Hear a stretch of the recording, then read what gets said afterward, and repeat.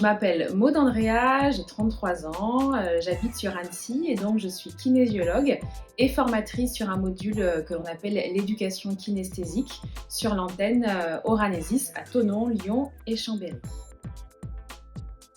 Donc moi à la base, je viens des ressources humaines, je travaillais en région parisienne, en développement RH, et puis j'ai fait tout mon cursus classique, alternance, CDI, et puis j'avais fait un petit peu le tour de mon job, malgré que ça me plaisait, et ne sachant pas vraiment quoi faire, j'ai commencé par faire un petit tour du monde. Donc je suis partie en Asie du Sud-Est avec mon sac à dos, vagabonder toute seule, et puis voilà, de fil en aiguille, ça amène à réfléchir un petit peu sur ce qu'on fait de sa vie. Voilà, j'ai avorté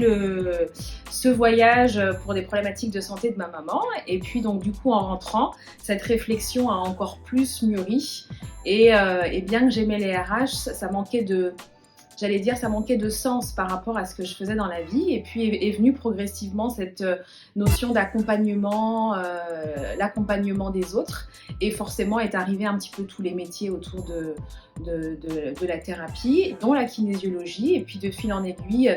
je m'y suis intéressée, j'ai visité des écoles, et puis j'ai entamé cette formation qui ne m'a jamais quittée jusqu'à aujourd'hui. Alors je dirais le premier mot, c'est cet aspect globalité, et c'est avant tout une thérapie que j'ai utilisée pour moi, dans un accompagnement personnel au moment où j'en avais besoin, et le fait de pouvoir prendre une personne dans sa globalité, quand je dis globalité, c'est-à-dire sous ses problématiques émotionnelles, sous ses problématiques physiques quand il y a des douleurs, sous des problématiques physiologiques quand il y en a, et d'arriver vraiment à retrouver l'origine, un petit peu la source émotionnelle de tous les problèmes qu'on peut rencontrer, et de ne pas traiter les choses de manière un petit peu dispersée, un petit peu voilà, sous cet aspect puzzle, de reconstituer les pièces de ce puzzle pour aller mieux. Ensuite, je dirais l'écoute, c'est un métier où c'est vraiment, on met vraiment la lumière sur la personne qui vient nous rencontrer, et on lui fait vraiment comprendre qu'elle a voilà, toutes les ressources à l'intérieur d'elle-même, et ça c'est vraiment dû à cette écoute active qu'on doit avoir vis-à-vis de nos clients. Et un dernier mot, l'introspection. L'introspection, alors ça va un petit peu avec l'écoute parce que c'est un travail où finalement on va tendre la main à quelqu'un le temps de la séance, éveiller voilà, certaines choses de son passé, de son histoire, qui vont ensuite lui permettre lui-même de faire son petit chemin et de se libérer voilà, de toutes les casseroles qu'on peut porter jusqu'à présent, pour pouvoir grandir, évoluer, et puis un petit peu passer à autre chose selon les problématiques rencontrées. Archi faux. Voilà, il y a forcément ce rapprochement qu'on peut faire avec les kinésithérapeutes et tous les autres métiers. Nous, en aucun cas, on ne fait aucun diagnostic, on ne prescrit rien, et on fait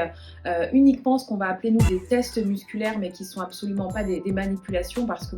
on n'a pas du tout la formation pour. Donc on va effectivement faire des tests sur certains muscles, mais on vient tester le tonus, on vient pas tester une force, donc il n'y a vraiment aucun risque.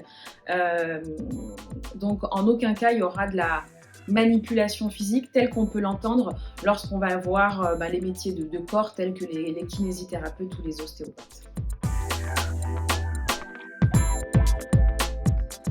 Alors oui, ça c'est vrai, et moi dans le cadre de ma pratique sur Annecy, où il y a effectivement beaucoup de sportifs, ce qui est vraiment intéressant, c'est de pouvoir travailler un petit peu en arborescence avec d'autres corps de métier. Il y a des gens qui viennent me voir, qui ont déjà des entraîneurs sportifs, des coachs mentaux, et donc qui viennent avec cette demande souvent sur des blocages qui peuvent jouer sur leur performance, tant sur voilà, le stress qu'ils peuvent éprouver à des compétitions, lorsqu'il y a des enjeux, lorsqu'il y a des challenges, lorsque ça se passe mal au sein d'une équipe, avec le coach. Voilà, il y a plein d'autres aspects qui sont j'allais dire en parallèle en parallèle de l'aspect uniquement technique ou sportif, qui peuvent clairement impacter justement les résultats sportifs. Et dans ce cadre-là, la gestion justement et l'accompagnement un petit peu psycho-émotionnel autour de ça peut vraiment améliorer leur performance derrière. C'est vrai. On le voit en pratique à travers tous les élèves qui viennent se former. Il y a effectivement une partie de nos stagiaires qui viennent un petit peu et qui sont déjà dans l'accompagnement, des infirmières, des thérapeutes, des gens qui viennent apporter des outils. Et il y a des gens qui viennent d'environ complètement différents. Des stewards, voilà, moi je viens des ressources humaines, il y a des gens qui peuvent venir de la comptabilité, etc. Donc j'allais dire, ce qui est important, c'est juste d'arriver à trouver son petit chemin et se dire est-ce que c'est celui-là, avec pour moi effectivement cette notion de bienveillance, d'écoute et d'envie, j'allais dire, de pouvoir à la fois déjà aller bien soi-même pour être en mesure d'accompagner l'autre. Donc le champ est vraiment ouvert à tous.